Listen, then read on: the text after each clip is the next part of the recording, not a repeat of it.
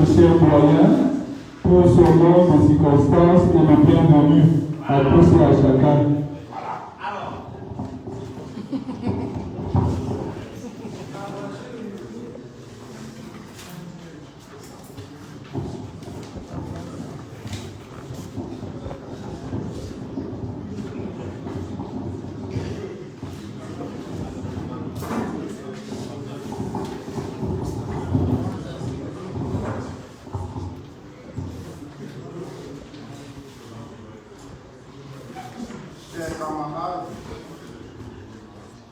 Chers camarades, chers étudiants, bonsoir. C'est avec une immense joie que je m'adresse à vous aujourd'hui en tant que doyen des étudiants de notre vénérable Institut supérieur de philosophie Saint-Joseph de Brassard. Nous avons récemment inauguré nos activités para-académiques sportives et il me plaît de lancer aujourd'hui notre série de conférences et de réflexions philosophiques. Chaque mercredi, à partir de 15h30 jusqu'à 17h ou plus tard, nous nous rassemblerons pour enrichir nos esprits et fournir nos réflexions. Ces activités se déroulent en alternance. Une semaine sera consacrée aux conférences philosophiques, la suivante aux activités sportives. Je vous exhorte à y participer. Nous tous connaissons leur importance. À côté de cela, je tiens à saluer le conseil des étudiants de l'an dernier, qui, sous la conduite de leur doyen, a su établir des bases solides pour notre vie associative. Si vous me permettez l'expression, je les remercie pour leur engagement, pour nous avoir laissé cet outil, de nous avoir laissé l'outil, l'imprimante.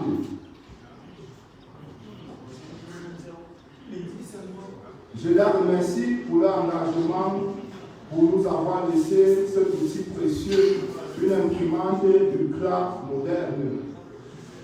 À cet égard, j'ai le plaisir de nommer ici solennellement, sous vos ovations, mon frère Élie Bikoula, fils de la Sainte Famille, comme chargé de cet outil au sein de notre institut pour le compte de l'année académique 2025-2026.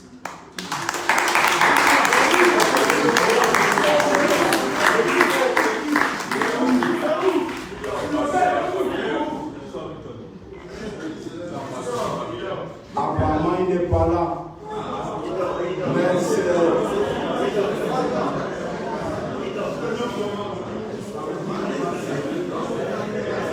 c'est un étudiant de la 3e année. Peut-être que vous aurez l'occasion de le rencontrer, en fait. Le soin lui sera donné de désigner son assistant. Il est important de rappeler que cette imprimante est avant tout à notre service. L'objectif n'est pas de réaliser des bénéfices, mais comme les courriers à l'encre, au papier format et autres ne sont pas couverts par l'administration, un franc symbolique sera donc demandé pour chaque impression afin que chacun puisse profiter de ce service. En ce qui concerne les prix d'impression, je souhaite clarifier le protocole à suivre.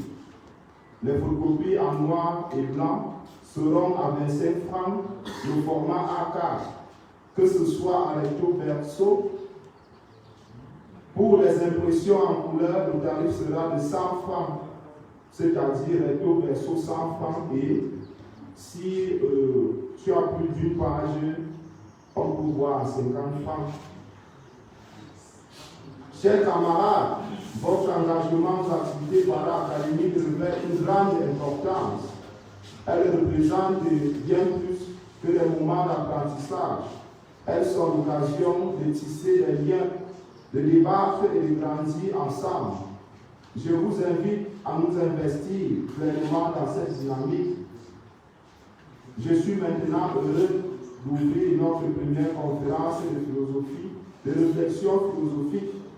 Merci de votre attention et que cette session soit riche en échanges et en idées inspirantes.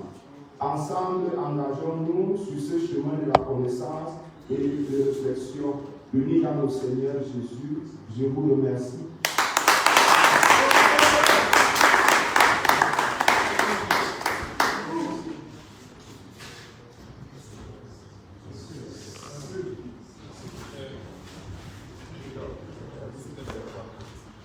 Après l'intervention de notre doyen, je vais inviter ici le modérateur du prestigieux thème qui va nous accompagner aujourd'hui. Nous le savons que le premier thème de ces jours, comme vous voyez au Bambia là-bas, révèle la richesse inépuisable de la leçon inaugurale. Donc, ces jours-là, on n'avait pas pu épuiser la scientificité de ces discours. Et aujourd'hui, nous allons essayer de dénoncer tant soit peu toute la richesse que nous avons écoutée le jour de la leçon. Et je veux inviter le modérateur, qui est le frère Exaucé Makobila, qui va venir nous rejoindre ici. Sous l'observation de l'Église.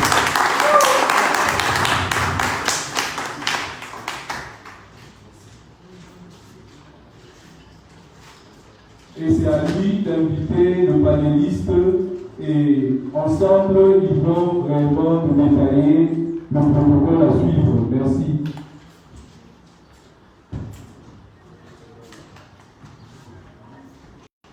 Bonsoir chers camarades. Bonsoir. Je vous un sentiment de joie d'être ici devant vous ce soir. Et je commencerai par une définition que l'un de nos professeurs ici en Kassa, le professeur Mouchéli, qui définit la philosophie comme étant la prise en charge de son époque, ou on peut dire de son temps, par la pensée. Et nous sommes sans ignorer, n'est-ce pas, que notre temps est caractérisé par ce que moi j'appelle l'explosion des connaissances scientifiques et techniques. Raison pour laquelle notre Institut supérieur de philosophie Saint-Joseph-Bokassa, pour cette année académique, nous propose comme thème de réflexion, philosophie et intelligence artificielle. Défi et enjeu pour l'Afrique d'aujourd'hui. Mais la dynamique de ce soir sera un peu spéciale, n'est-ce pas? Pourquoi? Parce que c'est la dynamique qu'on peut appeler de faire mémoire. On va faire mémoire de ce que nous avons eu à écouter lors de la leçon inaugurale. Et faire mémoire est un exercice important pour nous qui sommes philosophes sur ce chemin de la connaissance. Parce qu'un philosophe n'est pas celui qui court, mais celui qui sait s'arrêter pour pouvoir se questionner. Raison pour laquelle ce soir, je vais inviter le frère Manda que j'ai appelé l'ignorant. Il aime bien qu'on l'appelle frère ignorant, parce que c'est un bon philosophe. Sous nos ovations, nous allons accueillir ici le frère Laurent Manda, le grand ignorant.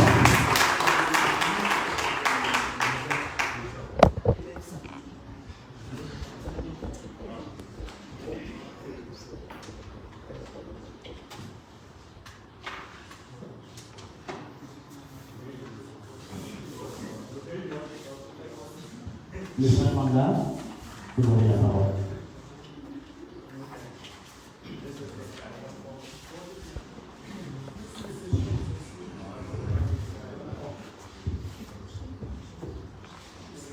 Voilà, j'aime porter la voix, j'espère que le Seigneur me viendra au secours parce que.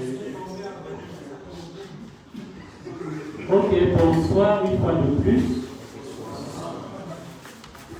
Chers camarades, chers, ou mieux chers ignorants, comme vient de m'appeler le modérateur, recevez toutes mes distinguées civilités en cet après-midi qui fait office d'un rendez-vous académique, épistémique et intellectuel. Je rappelle que de pareils moments sont toujours des occasions heureuses et radieuses dans les tresses et les liesses où notre communauté estudiantine reste remplie d'honneur et de bonheur même. Dans un tel climat qui m'échoit, le privilège immense m'exaltant de voir et ainsi féliciter, de prendre la parole pour une pareille cause épistémique, afin de célébrer et surtout témoigner de la science à travers ma modeste personne. C'est dans la logique de redécouvrir le temps de notre année académique à l'Institut supérieur de philosophie Saint-Joseph de Cassa, donné lors de la leçon inaugurale au vendredi 26 septembre 2025 par le professeur Mouchili Soulé, à qui nous voulons réitérer nos plus remerciements que je suis devant vous aujourd'hui. Ceci constituera donc une synthèse de cette leçon susceptible de nous plonger davantage dans le champ de la recherche pour comprendre mieux le sens et la pertinence tournant autour du thème annuel philosophie et intelligence artificielle, défis et enjeux pour l'Afrique actuelle.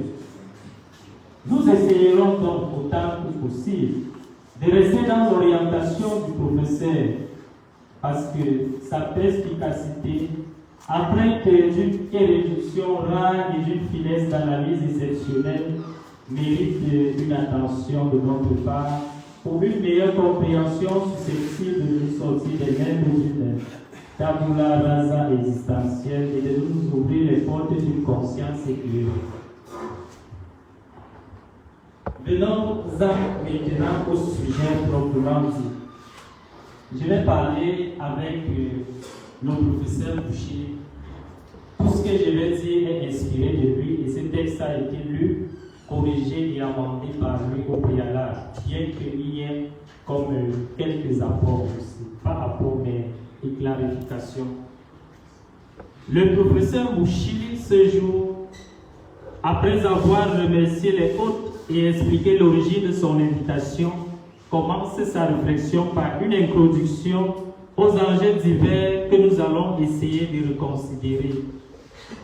Il y avait bien évidemment une introduction dans laquelle nous avons pu déceler un titre l'intitulant « De la philosophie antique à la révolution technologique ». Le professeur Bouchili commence par situer le débat sur l'intelligence artificielle dans une longue tradition philosophique.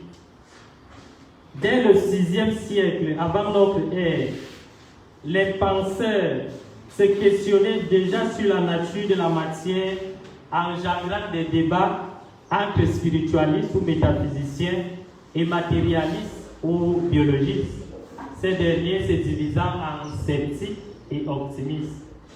Poursuivant avec la question de la connaissance et de l'homme, le professeur évoque l'ordre de Platon pour qui la connaissance est réminiscence, s'opposant à Protagoras qui affirmait que l'homme est la mesure de toutes choses. Cette idée place l'homme au centre capable de donner sens au monde et de se connaître lui-même. Ce débat s'est accentué avec l'essor de la science. La physique, en se fondant sur l'expérimentation et la démonstration mathématique, nous sommes là vers la fin du Moyen-Âge, puis le XVIIe siècle même, a permis de comprendre et de modéliser le monde. Au XXe siècle proprement dit, la découverte des phénomènes quantiques a propulsé la science à une vitesse de croisière, reléguant la philosophie à un savoir de musique, entre guillemets. Il faut entendre par vitesse de croisière ici comme l'allure qui permet la progression régulière et la plus économique en termes d'énergie pour une mission ou un processus donné. Le déploiement de la mécanique quantique a conduit à des inventions majeures comme la radio, la télévision, radar, etc. Et surtout au début du traitement automatique de l'information. Après cela, le professeur Bouchili, en évoquant l'impact des inventions majeures qu'ont permises les technosciences sur notre conception du monde, soulève une question très capitale pour l'humain d'aujourd'hui. Il s'agit de la tendance d'une possible complémentarité entre l'humain et la machine. Ce qu'il faut comprendre ici est que les multiples progrès scientifiques posent une question fondamentale qui est celle de savoir si l'on peut envisager une complémentarité entre l'homme et la machine en attribuant certains actes de notre conscience à cette dernière. Il le dit parce que la science aujourd'hui est devenue non seulement capable de mesurer et de prévoir le réel, mais aussi d'être transformatrice, créatrice et innovatrice. Et c'est d'ailleurs cette dynamique qui a conduit à l'émergence des technologies puissantes. C'est dans ce sens que certains penseurs, à l'instar d'Alan Turing, qu'il avait cité dès 1923, ont commencé à imaginer un nouveau monde où une intelligence déployée automatiquement pourrait potentiellement dépasser les compétences humaines. Ce qui soulève un enjeu important pour l'Afrique. À ce propos, le professeur Mouchiri insiste sur le fait que l'Afrique doit comprendre que la science est le patrimoine commun de l'humanité. Et il faut le dire. Il est clair que si aujourd'hui la machine entre en concurrence avec l'homme, l'Africain ne saurait être traité différemment. Donc, comme une exception. Et en ce moment-là, il faudrait bien choisir pour suivre. Donc, il sera question d'être ou de disparaître pour reprendre ces termes. Et pour ne pas disparaître, l'Afrique doit se connecter au mouvement universel et comprendre que le savoir n'est pas uniquement occidental, d'où l'urgence pour les Africains de saisir les enjeux et défis de notre temps ou de notre époque. C'est là la véritable philosophie qui nous amène à véritablement prendre en charge les problèmes de notre époque par la pensée, pour reprendre la définition du professeur Mouchiri de la philosophie. C'est d'ailleurs une orientation qu'Hegel voudrait donner à la philosophie, la considérant comme fille de son temps, chaque philosophie.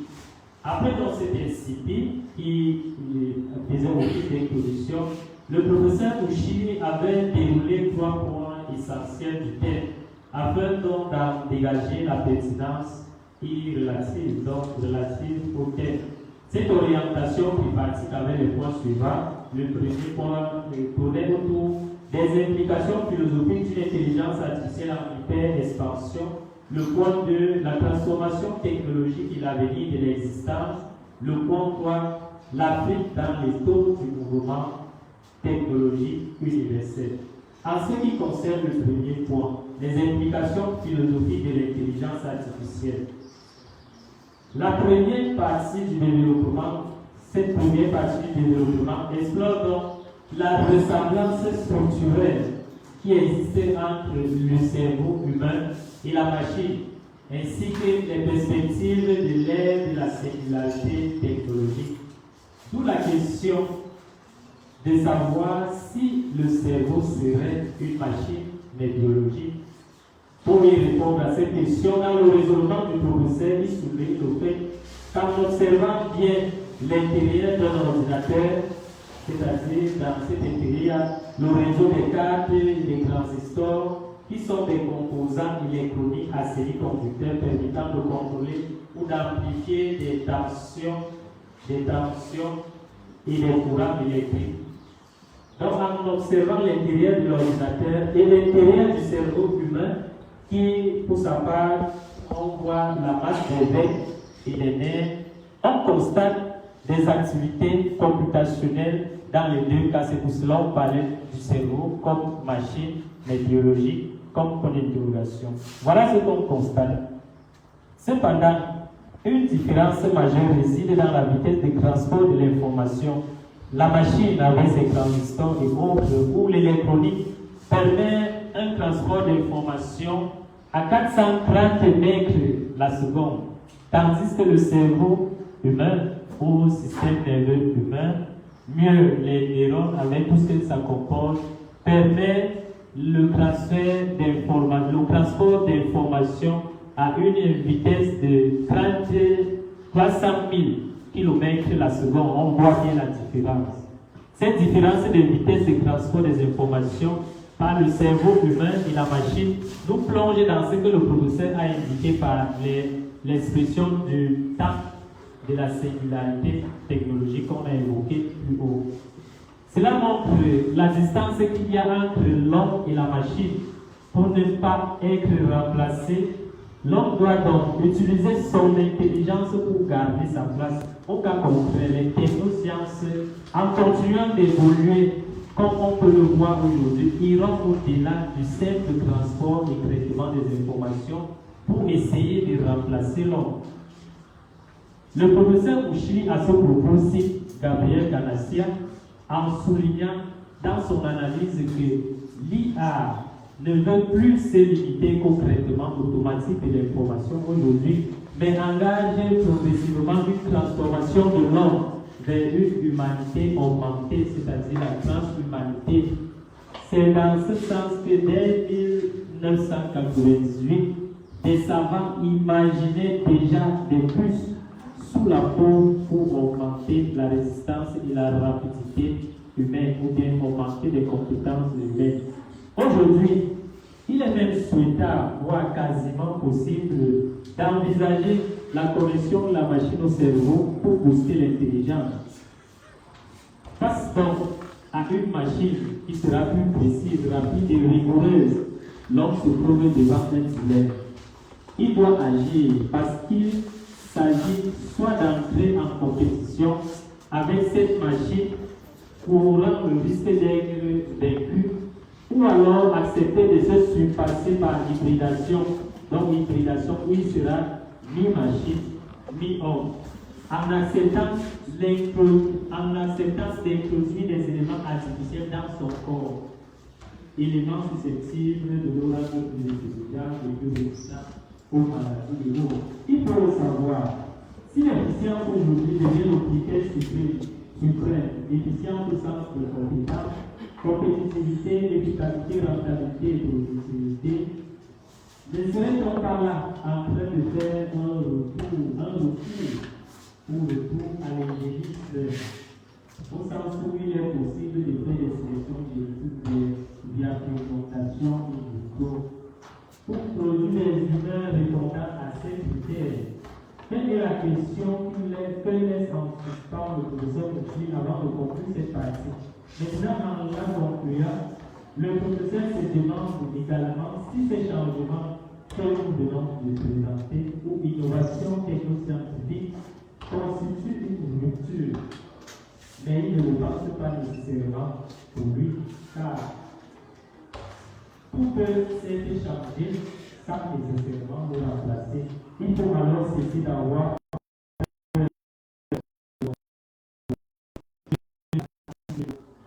tout dépend encore de nous et surtout lorsqu'on sait que l'homme a la capacité de tout changer face à cette intelligence.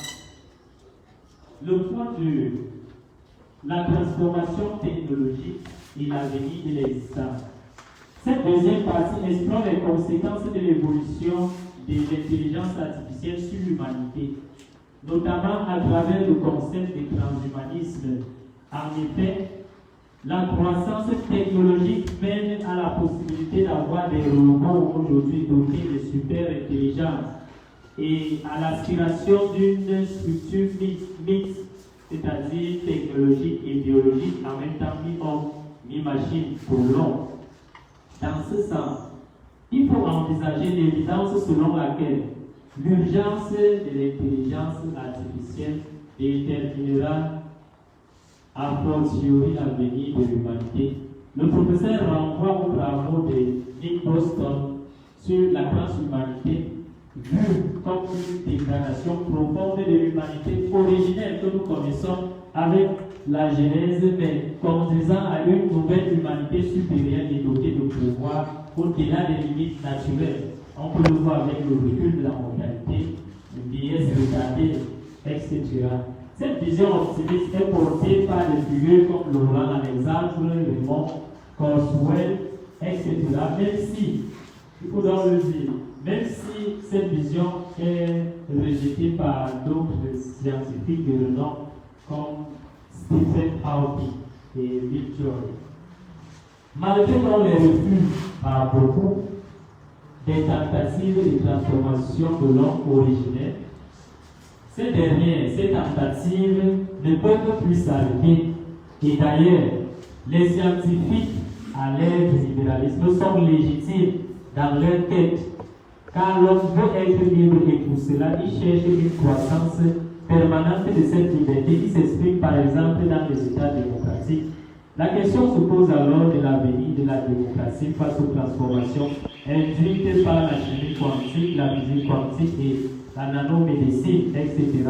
Le professeur Kouchili s'interroge sur l'avenir. Lorsque les machines prendront la décision de s'auto-déployer, il cite ici le phénomène qu'il appelle l'induction automatique, où la machine, après avoir été constamment nourrie de données, peut poursuivre une activité non programmée. Le professeur pense qu'il serait même possible, si la technoscience continue d'évoluer à son rythme actuel, de télécharger la conscience humaine dans des machines. Cela est envisageable grâce à la chimie quantique. On pourrait étudier la production des hormones et introduire des tendances émotionnelles dans les machines. Et si l'on parvient à le faire, ce sera le téléchargement complet de l'humain. Ainsi, l'Africain, s'il restait figé, selon le professeur Kouchili, dans ses traditions et sa dynamique de consommation risque de disparaître. Pourquoi? Parce que ces robots devenus presque humains dans le futur pourraient considérer, là bien dit le professeur Kouchili, les humains en retard comme des simples animaux de compagnie. L'Afrique doit donc se transformer au rythme de l'évolution scientifique. Cela sous-entend que aucun humain n'est déterminé par un code naturel et tout humain est capable de défier les déterminismes biologiques.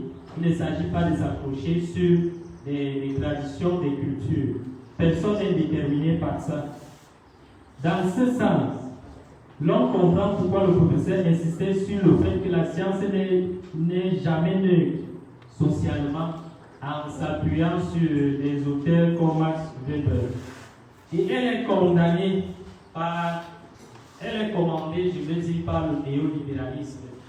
Ce système aujourd'hui économique qui fait de tous les clients, de nous tous, des clients et des consommateurs, qui a une grande partie, ce néolibéralisme, à jouer concernant le devenir de l'humain. Pour ne pas être en dehors de l'histoire, l'Afrique doit alors être intelligente et productrice de ce qui est consommé au lieu de consommer seulement. C'est ce qui nous permet de voir la quintessence de la dernière partie intitulée l'Afrique dans les taux du mouvement technologique universel. Donc, cette dernière partie est un appel accentué et pressant à l'Afrique pour qu'elle s'insère sans réserve dans le mouvement du progrès technologique universel. Ce progrès, c'est-à-dire technologique ou biologique, est exponentiel et irréversible. Il conduit progressivement à l'hybridation de l'homme, ou ce qu'il appelait métasomatose, c'est-à-dire c'est comme le transfert du cerveau dans une machine pour continuer à vivre au-delà des limites naturelles, donc même mort biologiquement. Ce processus aidé par les nanotechnologies ne peut plus s'arrêter, il faut le savoir. Dans cette analyse, le professeur Kouchili nous a fait comprendre qu'en ce qui concerne les technologies de l'intelligence artificielle, elles progressent si vite, c'est-à-dire tous les 18 mois, voire tous les 6 mois, que des appels ont été lancés pour ralentir cette course. Cela suscite des efforts à fournir, chers camarades, dans la quête du savoir. Souvent, pour beaucoup, la difficulté à rendre la science accessible est liée à son langage, donc l'équation mathématique, et c'est ce qui pousse beaucoup à notre interprétation de la science. D'ailleurs, le professeur Kouchili met en garde contre des interprétations sociales de la science, critiquant des figures comme Hans Jonas et Edgar Morin. Mais il faut noter qu'il n'est pas catégorique sur sa position, mais qu'il appelle à une ouverture. Il ne faut donc ni craindre, ni être absolument optimiste ou radical. Il s'agit ici de se repenser comme le déplorait déjà Martin Heidegger au début du XXe siècle, qui regrettait que la métaphysique n'ait pas pu prendre l'être en charge avec la question oubliée L'être doit donc désormais être conçu pour le futur à travers le processus de restructuration du monde par les sciences. L'intelligence artificielle est le déterminant actuel de la condition de l'homme moderne. Elle se déploie partout. On peut voir dans les paiements automatiques, les cours à distance, médecine, imagerie, chirurgie endoscopique, bionisation des handicapés. Aujourd'hui, tu fais ton bras, on peut te bioniser pour te redonner certaines fonctions, donc remplacer entre guillemets certains membres. Face donc à cela, il faut s'inscrire dans la logique du temps qui est celle d'être ou de disparaître. Car le travail aujourd'hui, tout le travail, c'est pas de productivité et de rentabilité. Les machines ne sont plus les simples automates, mais deviennent progressivement autonomes, efficaces et rapides. Pour le professeur Mouchili, ce que l'on prend aujourd'hui n'est en effet que la phase d'enfance de l'intelligence artificielle. Et en toute objectivité, il postule que dans 30 à 40 ans, l'Afrique ne pourra plus, ce serait impossible de se permettre de rester seulement attaché à ses seules traditions. Il termine son propos en soulevant le fait que l'Afrique doit choisir son destin. Destin lié essentiellement aux suggestions qu'il fait à l'Afrique, à savoir l'Afrique doit chercher à maîtriser l'intelligence artificielle et investir dans ce domaine, promouvoir les innovations technologiques au lieu d'en avoir peur, se jeter, il a dit ça, se jeter à la mer, apprendre à nager, à attraper la bouteille de la mécanique quantique qui est comme un patrimoine commun de l'humanité à la portée de tous. Il faut juste apprendre à nager. À cela, il stipule qu'il n'y a pas d'éthique a priori à appliquer à cela. Il faut couvrir le risque du progrès, vu que même au stade de l'évolution, l'intelligence artificielle menace déjà de nous remplacer. Me souvenant des cours en deuxième année, il prenait l'exemple médecin. Il ne s'agit pas de tenir éthiquement la sirène, mais efficacement. Donc il n'y a pas d'éthique a priori pour se lancer dans le mouvement du développement technoscientifique. Il faut donc être soi-même auteur des révolutions sociales et des innovations qui se produisent. Pour conclure, le professeur reprend son interpellation vis-à-vis de l'Afrique. Elle ne peut être mise hors jeu. L'enjeu est de comprendre comment vivre avec la super intelligence et les hommes hybridés. Et ici, le professeur prend déjà comme position, vu que ce développement c'est irréversible, il s'agit aujourd'hui de chercher à accepter, vivre avec et envisager dans le futur des hommes hybridés, mi-machine, mi-homme. Pour cela, il faut différencier et ainsi on n'aura pas tout perdu. Parce que malgré tout ceci, nous parviendrons à différencier la raison instrumentale qui gouverne le monde via les machines et le néolibéralisme et la raison objective qui promeut la sociabilité et les freins humains du progrès scientifique et qu'il faut préserver en agissant rapidement à son niveau. Donc ici, nous avons vu la différence au niveau de la rapidité du transport des informations et il était fort probable de constater que l'homme est au-dessus de la machine. Mais sauf que cet homme ne doit pas sombrer dans la paresse ou bien dans le sommeil. Il doit travailler par sa seule intelligence à toujours être maître et compléter ses inventions. Et pour que cela se passe donc, et c'est pour cela que le professeur Mouchili, c'est vrai qu'il relève des états, par exemple, mais ça commence ici. Maîtriser et investir dans ces domaines, ainsi que les autres suggestions qu'il a faites. Et là, on voit bien les deux raisons. Raison instrumentale, on utilise des instruments, oui, avec l'intelligence artificielle, ça permet ceci, ça permet cela, mais il reconnaît finalement qu'il y a quand même une raison objective qui demeure. Donc, ce n'est qu'en investissant dans l'intelligence artificielle que l'on pourra relever ces défis et réaliser nos objectifs. Les philosophes des Lumières, ces philosophes des Lumières, l'objectif était de poursuivre des fins humanistes et non d'abord l'accroissement ou de la croissance des moyens. Et là, on peut revoir ce grand penseur burkinabé qui pense qu'il disait on ne développe pas, on se développe, mais aujourd'hui il faut se développer en développant ou en suivant le développement. Voilà donné la quintessence de notre leçon inaugurale. Merci pour votre attention et nous restons ouverts pour des discussions diverses à propos d'un point ou l'autre. Question de prendre les différentes observations constructives, bien sûr, ou qui peuvent mieux nous aider à la compréhension, de cette agape épistémique et intellectuelle. Je vous remercie.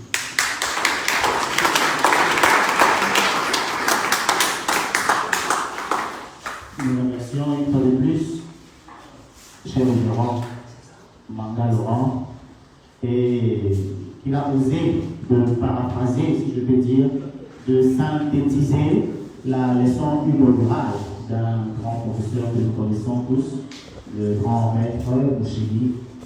Et je suis resté avec quelque chose de très important, comme on a parlé, c'était que vous s'inscrire dans la logique du temps. Au-delà du coup, il faut s'inscrire dans la logique du temps. Il est question d'être ou de disparaître. Et l'homme que nous sommes, l'homme africain en particulier, nous n'avons pas ce désir de disparaître, nous voulons être. Et le frère a commencé en rappelant que le professeur a situé l'intelligence artificielle dans une longue tradition philosophique, qui est partie de l'Antiquité, et où les gens se demandaient, les penseurs se demandaient de la nature de la matière. Ce qui ont fait déjà la philosophie antique, on parle de l'arché, de quoi la nature est faite. Et il poursuivait la question de la connaissance de l'homme, parce que c'est de l'homme qu'il s'agit. Et en parlant de l'homme, il a cité l'ouvrage, il a dit l'ombre de Platon. Et aussi, dans la même optique, dans l'ombre de Platon, où on met la connaissance et la réminiscence. On dit que la connaissance et la réminiscence. Et il invoque aussi ces grands, si on veut dire le grand sophiste Protagoras, qui disait que l'homme est la mesure de toutes choses. Et c'est par là qu'il a commencé. Et au XXe siècle, nous voyons l'explosion, je vais dire, de phénomènes quantiques qui ont propulsé les inventions scientifiques majeures, entre autres la physique, et dans les innovations de la télé, de la radio, et ainsi de suite. Et il était question aussi de savoir que la science est le patrimoine commun. Ce n'est pas pour le blanc. Donc la science est aussi pour nous. Donc nous sommes invités à nous inscrire dans cela. Et par contre, du premier point qui a été évoqué, parler des implications philosophiques de l'intelligence artificielle. Quelles sont les implications? Et par là, il parlait des machines. Par contre, c'est que le professeur Mouchili nous avait exposé le jour de la leçon inaugurale, en nous disant comment le cerveau humain fonctionne et comment la machine fonctionne. Et à la fin, il voyait cette différence qui se situe au niveau de la vitesse. La vitesse de la transmission des informations. Le cerveau, tout comme l'ordinateur.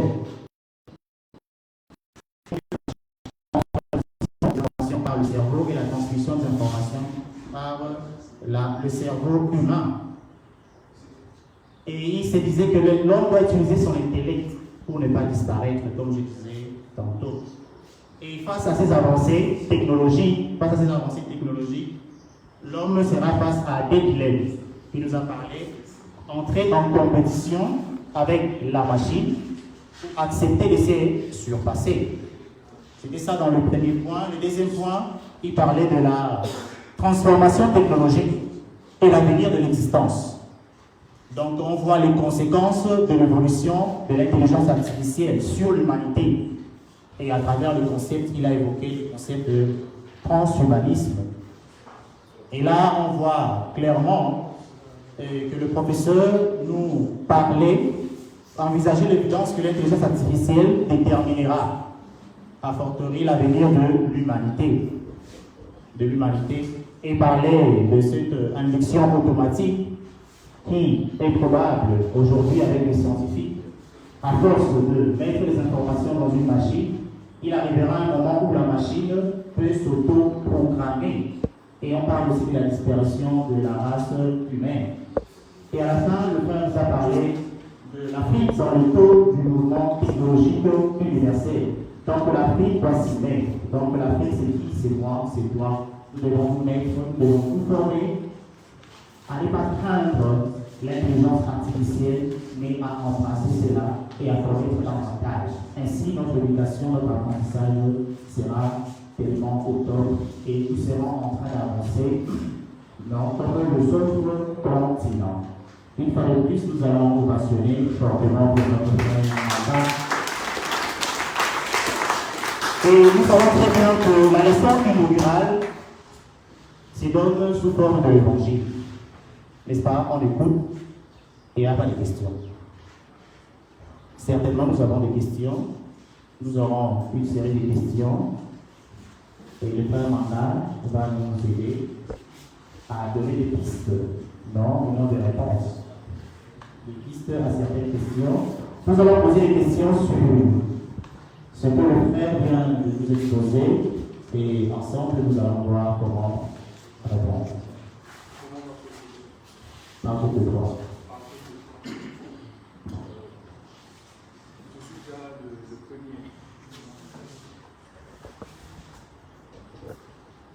Ok, merci pour l'exposé qui est en guise de lecture de la leçon inaugurale. J'ai une question. En quoi le premier point du professeur, là où il parlait de l'induction automatique, je ne sais pas comment est-ce que vous l'avez assimilé. C'est vraiment un défi pour le phénomène transhumaniste. Et partant de ce point, le professeur dit que la société scientifique fait l'éloge de ce qu'on appelle la singularité de son avancée. Mais en parlant de l'induction automatique, à un moment donné, les robots seront en train de fonctionner par eux-mêmes. Et aujourd'hui, nous voyons le biais cognitif, c'est-à-dire, je programme une application avec l'intelligence artificielle. À un moment donné, cette application, d'abord, a priori, répond à mes goûts et à mes exigences. Comment parler de singularité? Ne serait-il pas une forme d'uniformisation du monde que vous voulez appeler civilisation scientifique?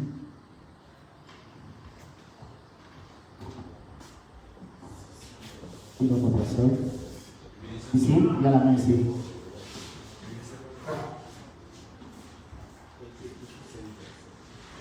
Merci beaucoup au frère Manda qui a développé, n'est-ce pas, depuis ses recherches en collaboration avec le professeur Moshili.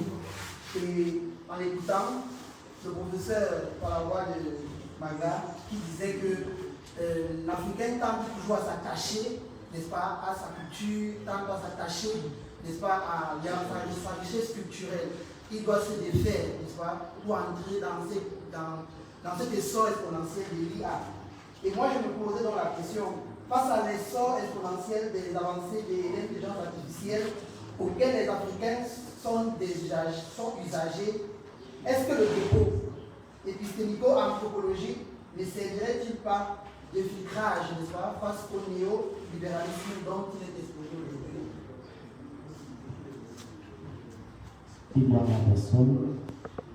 Et je vais ajouter en disant que lorsque je fais l'épistémico-anthropologie, c'est montrer justement, lorsque Fabien et Boussi Blanda parlent de nous tous, il montre que l'Africain justement est porteur d'une richesse, il est toujours confronté aux défis, donc il est capable de sortir des risques que l'exposé l'IA.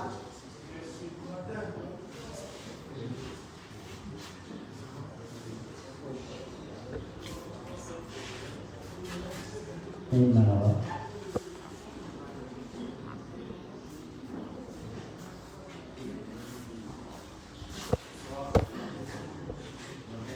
pour l'intervention, et j'ai une préoccupation. comment peut-on comprendre l'indépendance ou bien l'automatisation de la machine quand on sait que c'est encore l'être humain qui est celui-là qui actionne cette machine? Comment peut-on envisager son automatisation? D'accord. Le frère Manga va répondre à ces 3 questions et après nous allons poursuivre la série de questions.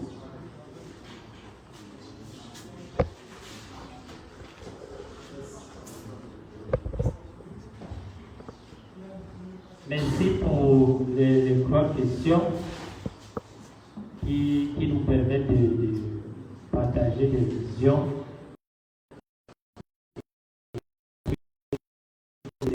Patrimoine sapienciel, comment bien consensuel ici par cette conscience. La première question qui voici entre l'induction automatique et la singularité technologique. Et lorsque je lisais le professeur, je l'ai compris dans le sens où il y a d'abord une différence à la base, machine et homme. Maintenant, c'est dans ce sens qu'il faut comprendre la singularité, c'est-à-dire, malgré les 2 raisons, une instrumentale ou instrumentaliste et l'autre objective, il ne faut pas créer cette singularité automatique dans ce monde de l'intelligence artificielle. C'est vrai que d'une part, pour moi, dit déjà l'intelligence artificielle, c'est doté de cette intelligence un statut purement ontologique, alors que c'est l'intelligence humaine mais artificialisée. Donc, ici, il faut reconsidérer la singularité automatique dans le sens de la différence entre la machine et l'homme tout le moment. Maintenant, en ce qui concerne l'induction automatique, une fois cette distinction qui singularise chaque acteur, je parle d'acteurs comme l'intelligence artificielle et l'intelligence humaine, une fois cela, il est envisageable, vu l'évolution exponentielle, rapide et galopante, et même irréversible, parce que s'il faut dire qu'on va chercher comment arrêter aujourd'hui, il faut se l'avouer, les scientifiques ne vont pas s'arrêter. C'est pour cela la science s'exprimant aussi dans un langage probabiliste où il y a des probabilités et des prédictions envisage au bout de ce qui se passe déjà aujourd'hui, une sorte d'induction automatique où on va perdre le contrôle parce que est-ce que c'est les générations qui vont suivre, qui vont accepter entrer dans ce mouvement de l'évolution scientifique? Si oui, l'homme doit donc travailler à rester contrôleur, seul maître de ses propres inventions, au cas contraire. Demain, parce qu'un système avec des codes aurait appris à réagir à chaque fois qu'on appuie comme ça, à réagir de telle manière, cette permanence pourrait, c'est envisageable, dans une prédiction, pourrait permettre de leur comprendre le contrôle et que les robots prennent plutôt le contrôle. Et pourquoi il envisage cela? Parce qu'il parle du principe selon lequel, avec la chimie quantique, il est déjà presque envisageable de commencer à penser comment est-ce qu'on pourrait attribuer l'émotion ou les émotions aux machines. Même si on ne parvient pas à 100%, si on parvient un tout petit peu, ce sera alors le téléchargement complet de l'humain. C'est aujourd'hui ce qu'on reproduit robot, mais il n'a pas de sentiments. Donc, C'est en le lisant de cette manière que j'ai compris au professeur. Donc, singularité au sens de la différenciation de la distance qui existe entre le cerveau humain, qui est largement, par le cerveau humain, c'est 300 000 km la seconde, tandis que l'autre, c'est 430 mètres la seconde. Donc, nous avons le potentiel, il faut travailler. Et concernant la deuxième question qui tourne autour des traditions avec le son scientifique, est-ce que nos traditions, nos valeurs anthropologiques, culturelles en Afrique ne peuvent pas servir de régulateurs même de cette évolution? Ici, il s'agit d'un triage. Il est clair qu'il y a certaines choses aujourd'hui qui sont en contradiction avec certaines de nos valeurs sur lesquelles nous nous accrochons comme des vérités absolues. Et pour certains, je peux même aller au-delà de l'Afrique en entrant dans certaines grandes religions, peut-être même comme l'islam. Il y a des choses inconcevables. Lorsqu'on voyait par exemple l'histoire de la philosophie médiévale, il s'est avéré que la science islamique n'aurait pas beaucoup évolué parce qu'à cause de ce fanatisme-là. Et c'est vrai que c'est en train de changer. Lorsqu'on regarde l'Afrique, il y a certains peuples qui sont encore accros sur certaines valeurs au point où si l'évolution scientifique propose autre chose, et ce sera le refus, la réticence. Il faut par là soulever ceci. La science, comme le dit souvent le professeur Mouchila, a deux finalités. Une finalité intrinsèque et l'autre extrinsèque. La science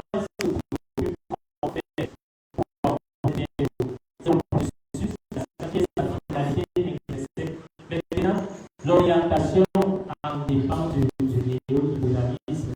C'est pour cela que le néolibéralisme a une grande partie à jouer pour l'avenir de l'existence.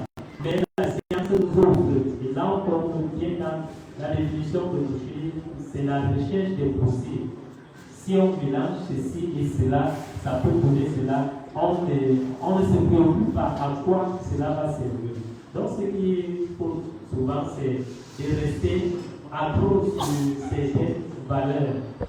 S'il faut prendre-les scientifiquement, même si dans la tradition c'est prohibé, il faut prendre-les.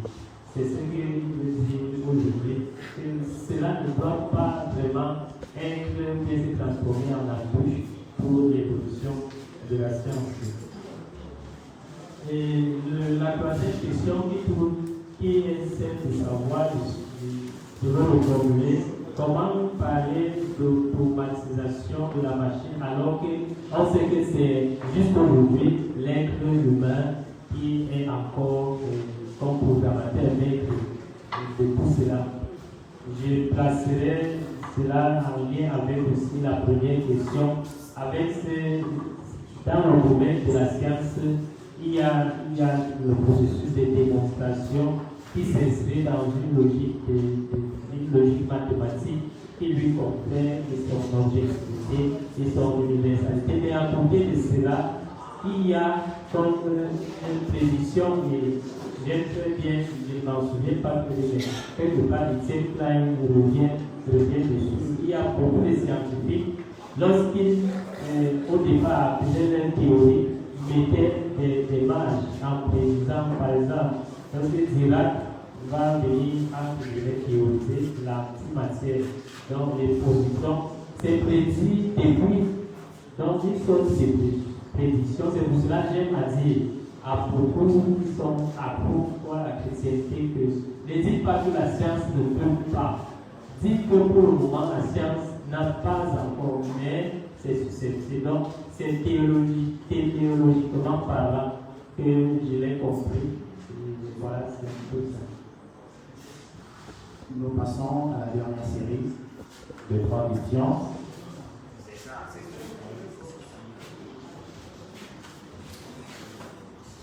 Même là-bas. Il y a quelqu'un dehors.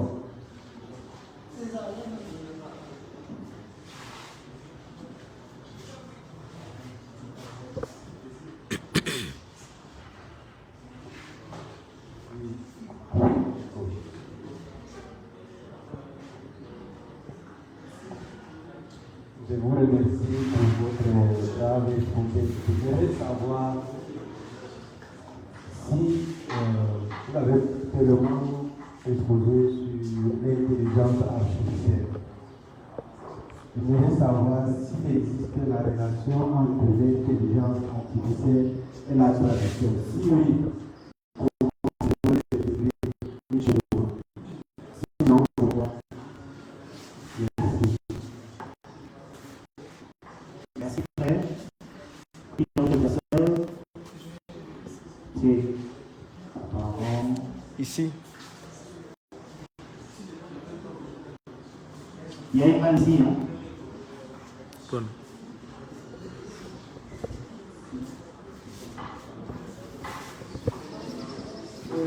Merci pour la parole. Déjà, ma question en écoutant la leçon inaugurale, c'était de définir c'est quoi la transhumanité.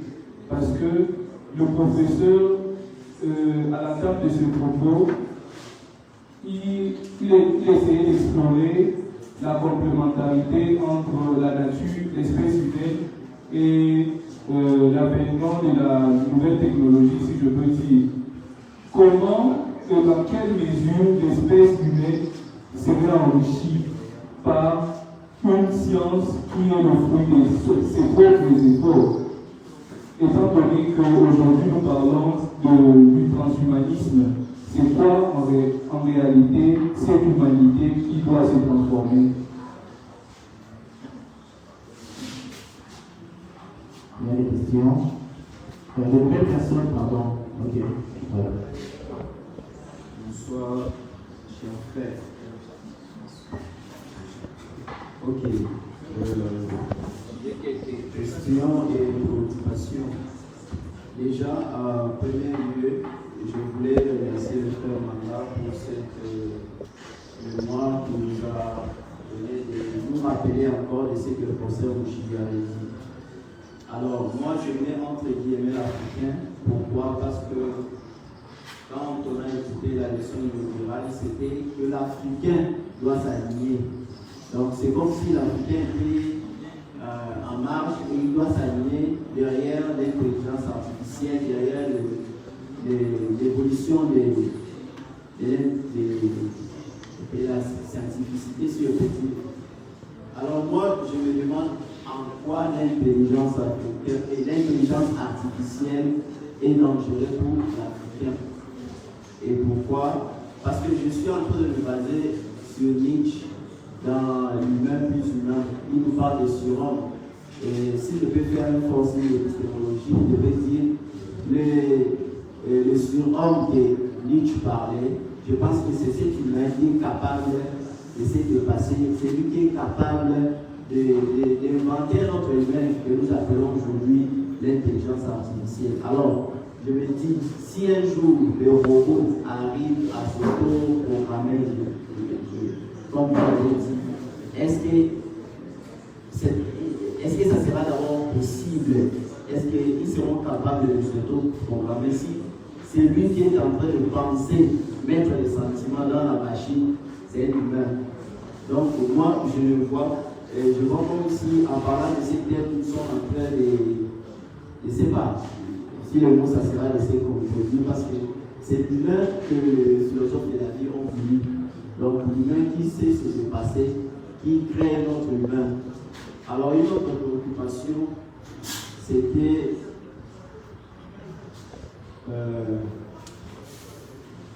en quoi, je peux dire,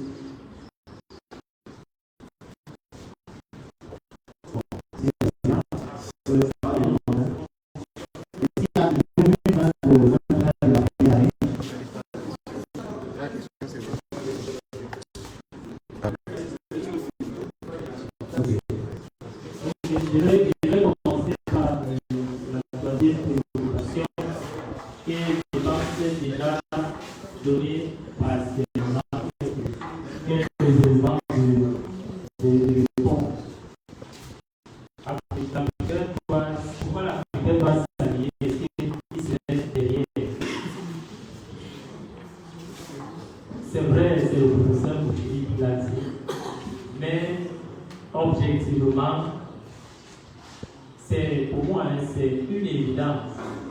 C'est une évidence. Lorsqu'on regarde sur plusieurs plans, infrastructurels, etc., des inventions, on dirait, lorsqu'on invite l'Africain à s'aligner, c'est pas pour dénier une fois de plus son humanité capable de se rassembler, de devenir ce surhomme. Je pense que c'est Marcel doit aller voler, je sais qu'il ne comprend pas, aller voler la technologie, maintenant pour venir développer, est-ce que le professeur a insisté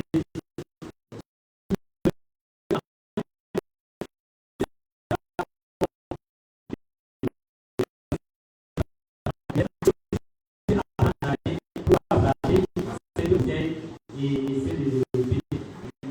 Partiellement, j'ai donné des éléments de réponse à travers des questions automatiques en termes de probabilité ou bien de prédiction de la science au regard de son accélération, au regard de son évolution aujourd'hui. Il est possible de prédire cela que si on ne se prend pas en main, on pourrait perdre le contrôle. Et comme il a dit ce jour, les robots pourraient considérer les hommes en retard entre guillemets, et on voit beaucoup plus souvent l'Afrique comme des animaux de compagnie. Donc, je ne sais pas si j'ai poussé pour se demander aussi en quoi est l'intelligence artificielle est dangereuse pour l'Africain. Nous ne l'avons pas dit. On était en train de dialoguer plutôt au sens contraire, où l'intelligence artificielle peut aider l'Africain. Concernant les deux autres questions, donc l'intelligence artificielle et les traditions, et la tradition ne sont plus établir une relation. C'est vrai que les mots n'ont de signification que ce que nous évitons dedans pour parler avec Kant, mais tradition ici peut prendre un champ sémantique plus large, mais au sens où je comprends, c'est nos valeurs culturelles. Ou quelle est la relation? La relation, c'est les deux doivent viser l'épanouissement de l'homme. Pour moi, sauf que nos traditions ont une perspective qui ouvre à la transcendance à tout moment et partout. Alors que si on observe bien l'intelligence artificielle du passé scientifique, c'est d'abord là parce que c'était une possibilité de rendre l'homme heureux ou bien d'aider l'homme dans sa tâche. Donc ça ne va pas au premier degré en contradiction, mais l'intelligence artificielle ne s'arrêtera pas si elle trouve d'autres possibilités d'améliorer la condition humaine, même si nos traditions vont interdire telle ou telle pratique, tel ou tel processus. La deuxième question sur la transhumanité, donc c'est quoi cette transhumanité? Donc il s'agit de quoi? Dans l'exposé, ce qui m'a aussi marqué et qui a fait l'objet de connaissances ici, c'est quand je faisais des recherches sur justement cette transformation envisageable mi-machine.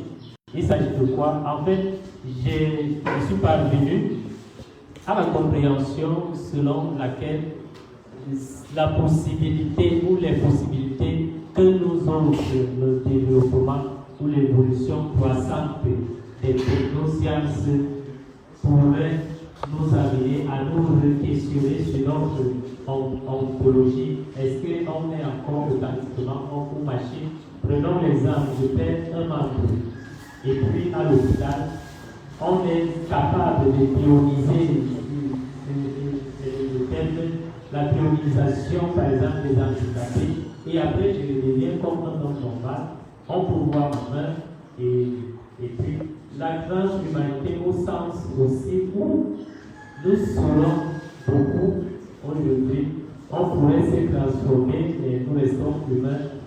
C'est vrai que c'est une question complexe. Ces garçons qui changent de sexe pour devenir femme, ou alors lorsque les choses pour aussi davantage des capacités, des compétences, est-ce pour nier ce que je suis déjà, pour dire que ce n'est pas à la hauteur? Pourtant, nous connaissons au départ la distance qu'on a vu avec le cerveau et la machine.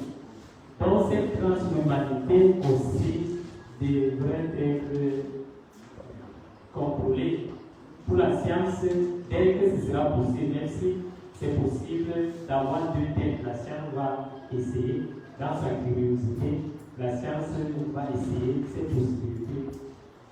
Et dès que ce sera possible, maintenant, il reviendrait au néolibéral de prendre ses responsabilités. Parce que c'est ça le vrai problème. Voici le scientifique, comment faire pour avoir des preuves. Voici la composition.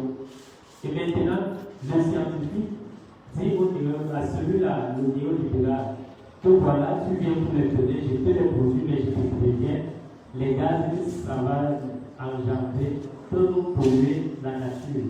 Et voilà ma proposition, que de gagner 1000 francs par année, gagne 500.